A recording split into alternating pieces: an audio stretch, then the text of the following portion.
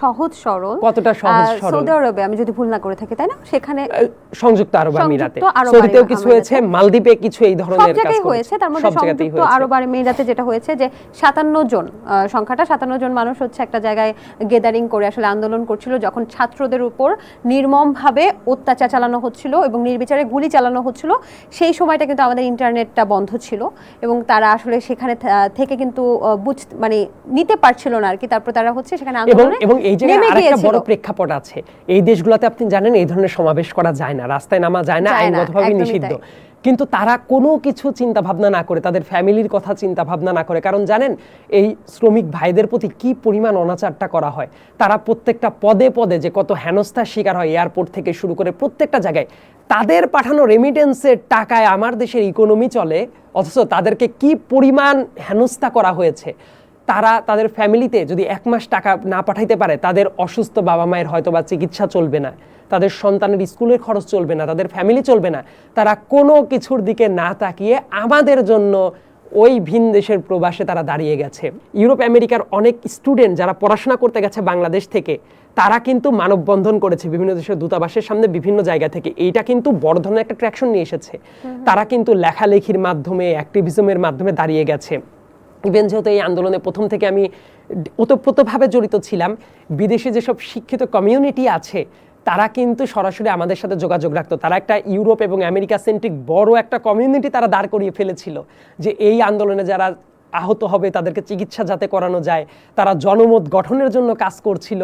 এবং বাংলাদেশের বহু মানুষ আছে ইন্টেলেকচুয়াল জায়গা থেকেও এই আন্দোলনে বয়ান তৈরিরও কাজ করেছে। দেখবেন বাইরে থেকে খেলোয়াড়রা যখন আসে কোনো কিছু জয় করে, তাদেরকে সেলিব্রেশন দেওয়া হয়।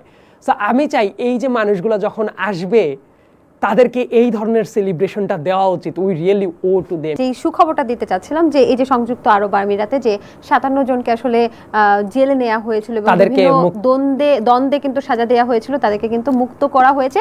সেটা অন্তর্বর্তীকালীন সরকার থেকে সম্ভবত যোগাযোগ করা হয়েছে। যোগাযোগ শুধু করেনি, আমি যদি এইটা বলি, it's only possible only for doctor Mohammad Yunus. এবং ডক্টর মোহাম্মদ ইউনূসের যে বহির্বিশ্বে একটা বড় ধরনের অ্যাকসেপ্টেন্স আছে সেটা তো জানেন।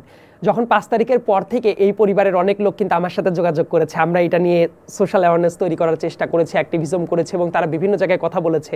এবং ডক্টর মোহাম্মদ ইউনূস সরাসরি যোগাযোগ করার কারণে কাতারে যে আমির আছে তারা কিন্তু এই ব্যাপারটা, মানে এই রিকোয়েস্টটা অ্যাকসেপ্ট করে তাদেরকে এত সাজা হয়ে যাওয়ার পরেও তাদেরকে কিন্তু মুক্তি দিয়ে দিচ্ছে এবং ইট হ্যাপেন্ড। সো এটা এই সরকারের একটা কূটনৈতিক সফলতা। ক্যাম্পাসে ছাত্র রাজনীতি থাকবে কি থাকবে না, যে রাজনীতি চলে এইটাই যদি চলতে থাকে, এই ছাত্র রাজনীতির কোনোই দরকার নাই।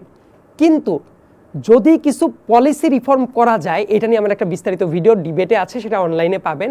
সো ওই জায়গায় বিস্তারিত আমি বলে দিয়েছি যে হল কেন্দ্রিক রাজনীতি বন্ধ করা যায়, অনুষদ কেন্দ্রিক রাজনীতি বন্ধ করা যায়, লেজুর ভিত্তিক রাজনীতি বন্ধ করা যায় এবং ক্যাম্পাস কেন্দ্রিক এই তোষামোদির রাজনীতি পিওরলি বন্ধ করে যদি ছাত্ররা নিজ গরজে ক্যাম্পাসের ভেতরে না অরিজিনাল দলের পলিটিক্সে অংশগ্রহণ করে, অফিস স্ট্রাকচারে মানে ইন্টার্ন হিসেবে বহির্বিশ্বে যেটা আছে সেটা চাইলে কেউ করতে পারে। কিন্তু তার আগে ওই যে শর্তগুলো আছে এইগুলা নিশ্চিত করতে হবে। ডাকসু ইলেকশন নিশ্চিত করতে হবে। প্রত্যেকটা হল সংসদের যে নির্বাচনগুলো হয় এগুলো প্যানেল ভিত্তিক না, রাজনৈতিক দল কেন্দ্রিক না, এটা স্বকীয়ভাবেই হওয়া উচিত। এই কাজগুলো যদি হয় তাহলে থাকতে পারে, কিন্তু বর্তমানে যেভাবে চলছে এটা যদি হয় কোনো রাজনীতির দরকার নেই। আমরা কিন্তু অনেক বিষয় নিয়ে আসলে কথা বলেছি, বললাম যে এই সময় সংক্ষিপ্ততার মধ্যে আরো বিষয়গুলো আমরা টেনে আনতে পারতাম, কিন্তু সম্ভব হচ্ছে না। আপনাকে বিদায় জানাতে হচ্ছে একদম শেষ মুহূর্তে। বর্তমান অন্তর্বর্তীকালীন যে সরকার, ঠিক কতদিন এই সরকারকে আপনি চান এবং আপনি কি এই সরকারের উপর আস্থা রাখছেন কিনা সেটা একটু বলতেন। এই সরকারের পর শুধু আমার একার কথা না, সারা দেশের মানুষেরই আস্থাটা রাখা উচিত, কারণ প্রাতিষ্ঠানিক কিছু পরিবর্তনের দরকার।